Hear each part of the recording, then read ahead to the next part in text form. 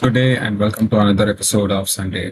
Today we're going to learn a very interesting feature in Excel called custom view.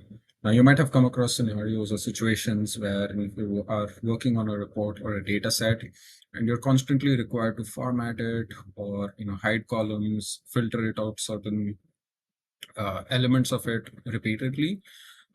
And that's exactly where this comes into play.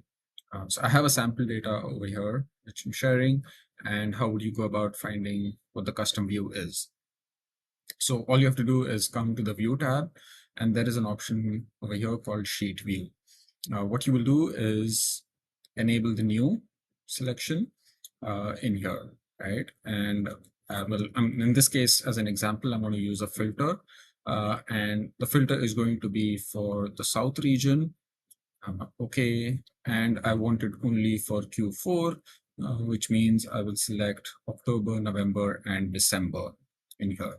So what I have now is all my data for Q4 for the South region. Now, once I do this, what I'm going to do is I'm going to name this as South underscore Q4 and save it. And that's going to be about it. And when I exit the view, this is where I am. Now, the next time I want to come in and see it, all I have to do is hit click South Q4 and my data is filtered and visible.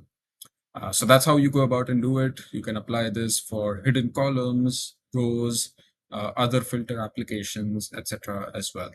So I do hope you found this useful and take care. Have a good day. See you next week.